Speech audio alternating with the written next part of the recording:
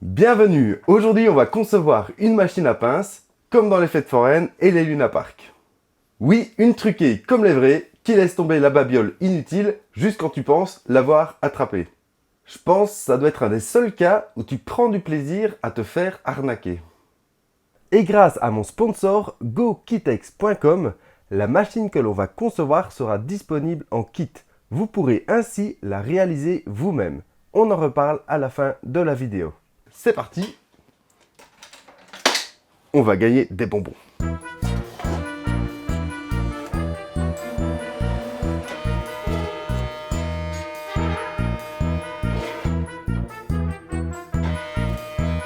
Oh, c'est nul en fait. Je commence par la modélisation 3D de la partie mécanique. Il faudra modéliser 3 axes. Un pour déplacer le chariot de gauche à droite, l'axe X. Un pour le déplacer d'avant en arrière, l'axe Y. Et un dernier pour monter et descendre la pince, l'axe Z. J'utilise pour ça des tiges lisses en inox de 8 mm, ce qui me permet de placer des roulements à billes linéaires qui guideront le chariot. Pour le déplacement du chariot, je vais utiliser un moteur pas à pas et une courroie crantée avec des roulements à billes qui serviront d'axe de retour pour la courroie. Les chariots pourront ainsi se déplacer dans les deux sens et sur toute la longueur. Pour bloquer la courroie sur le chariot, j'ai modélisé des dents. Ce sera de cette façon très simple de placer et de régler la tension de la courroie. Pour la partie châssis, je vais utiliser des tiges filetées et écrous. C'est très résistant et ça a surtout l'avantage de pouvoir modifier la taille du châssis à volonté. Je pourrais ainsi dessiner la coque avec n'importe quelle mesure. Il suffira de prendre des tiges filetées plus longues ou plus courtes en fonction. Je les coupe ici à la scie à ruban pour métaux.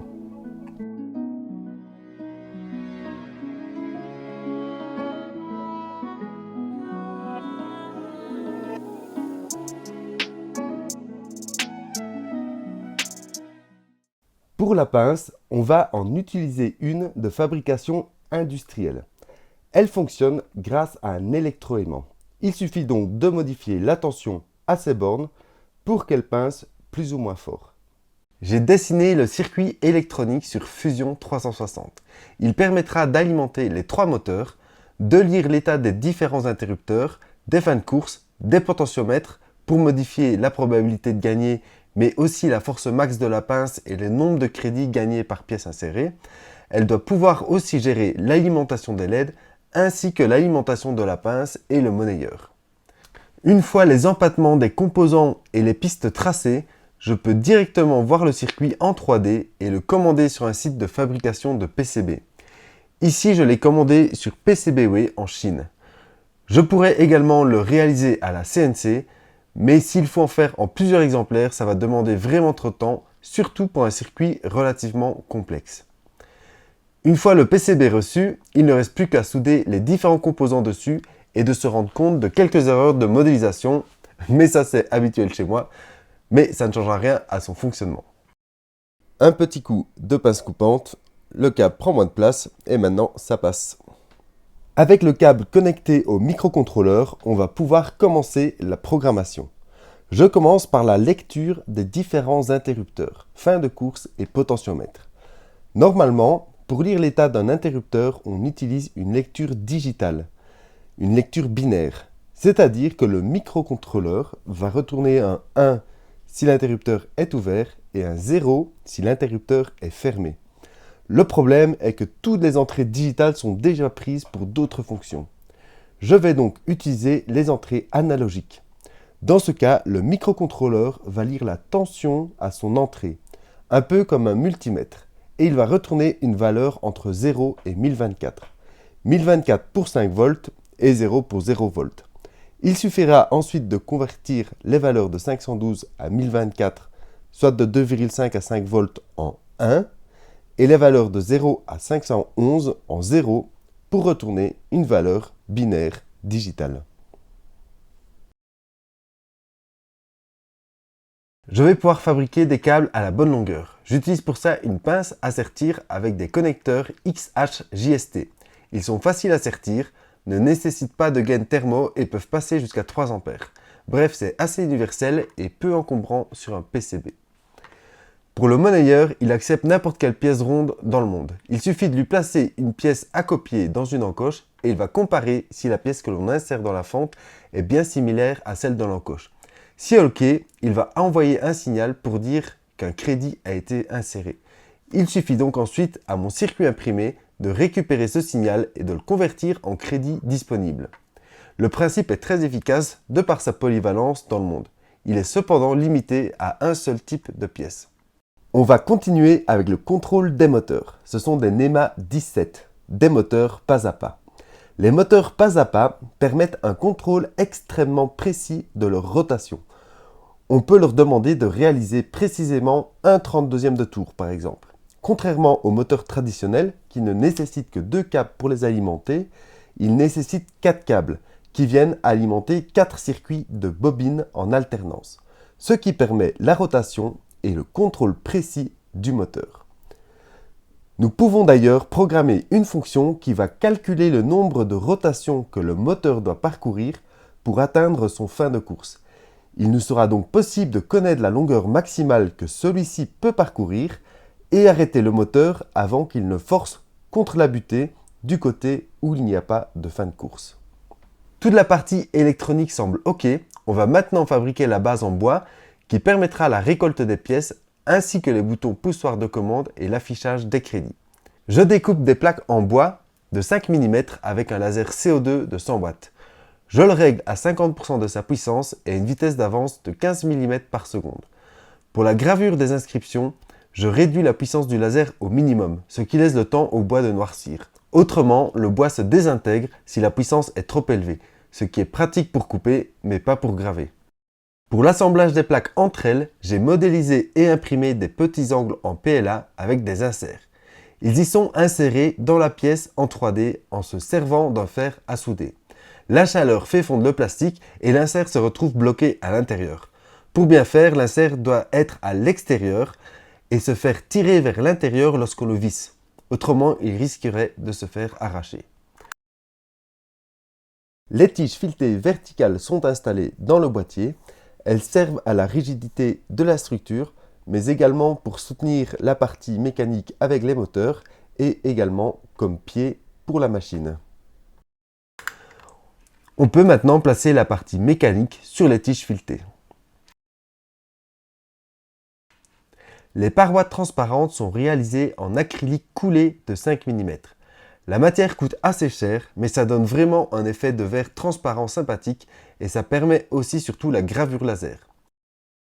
En effet, contrairement à l'acrylique coulé, l'acrylique extrudé ne permet pas la gravure, celle-ci restant invisible. Tout comme les plaques de bois, l'acrylique est coupé et gravé avec le laser CO2. Le thème étant les machines et l'informatique, je voulais essayer de recréer l'effet de Matrix avec un code binaire sur la gravure laser. Et en plaçant des LED en dessous, les parties gravées de l'acrylique deviendront lumineuses, ce qui risque de donner un effet sympa. Pour les LED, j'utilise des WS2812. Je trouve ces LED géniales. On peut en contrôler plusieurs centaines individuellement, en couleur, en luminosité, et cela avec un seul câble signal. Je parle du fonctionnement de ces LED sur la vidéo du trophée des 10 000. Pour l'animation des LED, j'aimerais reproduire le jeu Snake qui jouerait tout seul. Oui, celui que l'on trouve sur les Nokia 3310. En gros, il y aurait 3 serpents, un rouge, un vert et un bleu, qui se déplacent sur la bande LED. Des points s'allument aléatoirement et se font manger par les serpents. Et vu que l'on a 3 serpents des 3 couleurs primaires, s'ils se rencontrent par hasard les 3 au même endroit, ça forme du blanc qui illuminerait toutes les LED. Bon, je pense que je vais un petit peu trop loin là. Mais enfin, voici le résultat. Perso, je suis satisfait, ça donne pas trop mal.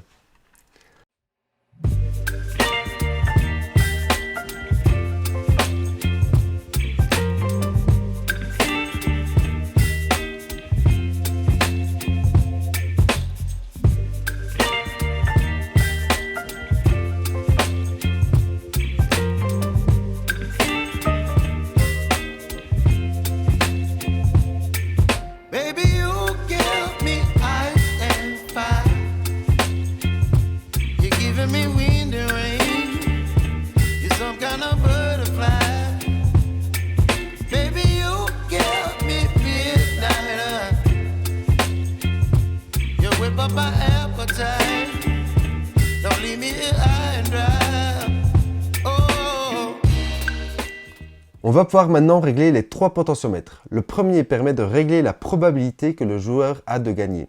En le tournant dans le sens inverse des aiguilles d'une montre, on réduit les probabilités. Par exemple, si les probabilités sont de 1 sur 10, la pince ne retiendra vraiment le gain que 1 fois sur 10. Les 9 autres fois, la pince va perdre en puissance en remontant et va finir par relâcher le gain. Pour connaître les probabilités exactes, la machine affiche au démarrage les probabilités de gagner sur les lettres des crédits.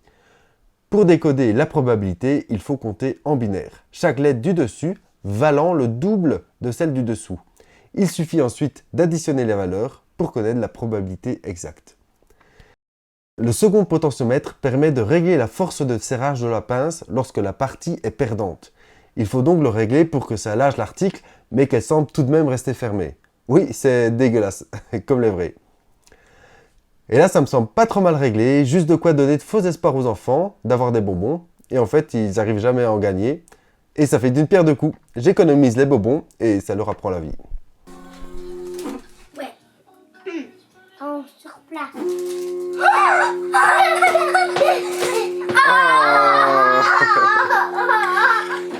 C'est dégueulasse, c'est dégueulasse. Le dernier permet de régler le nombre de parties que l'on peut jouer avec chaque pièce insérée. Ça va de 1 crédit pour une pièce à 10 crédits pour une seule pièce. Bref, voilà, la machine est terminée. Elle servira de présentoir dans mon atelier et pour donner des bonbons aux enfants et aux clients sympathiques.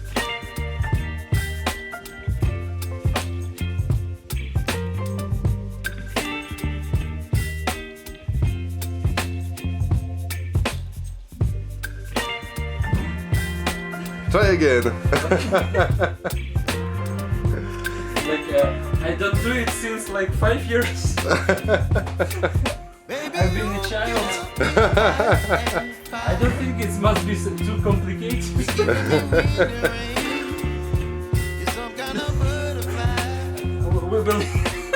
We believe in you. We believe in you. You can do it. You can do it. No! Oh, no.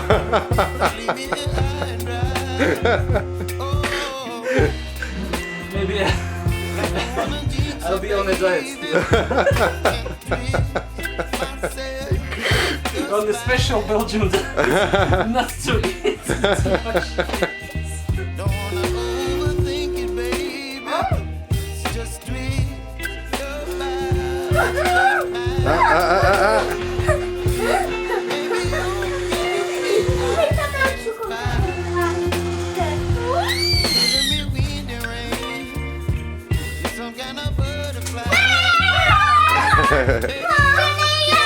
Bravo. This too. Ça c'est la stratégie. On voit l'expérience, hein. On voit les fans d'expérience, hein.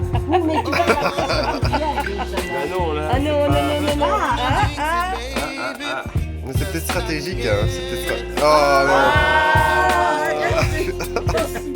non. Si vous le désirez, la machine sera disponible en kit à monter soi-même, soit sur le site de mon sponsor gokitex.com, soit directement sur mon site personnel. Les liens sont en description. Je tiens à préciser que le kit ne peut pas être utilisé pour un usage commercial dans un vrai Luna Park. C'est juste pour l'apprentissage de l'électronique, la programmation et le fun de monter un kit avec ses enfants ou ses amis. Ou tout seul, si vous n'avez pas d'amis.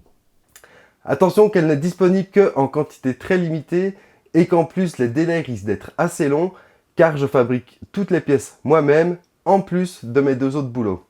Je limite donc le nombre de pièces disponibles pour pouvoir être sûr d'honorer les demandes. Acheter le kit, c'est aussi soutenir la chaîne YouTube et la création d'éventuels futurs kits. J'ai déjà plein d'idées et en plus j'aime bien faire ça, voilà, je trouve ça vraiment fun. J'adore la création, l'invention et donc voilà. Si ça fonctionne bien, bah, pourquoi pas avoir quelques vidéos, quelques séries de vidéos sur ce thème-là. Et si vous êtes du côté de la création et de la fabrication de kits, vous pouvez également contacter gokitex.com. Ils sont également à la recherche de créateurs pour mettre votre travail et votre passion en valeur. Un très grand merci d'avoir regardé la vidéo. Ciao!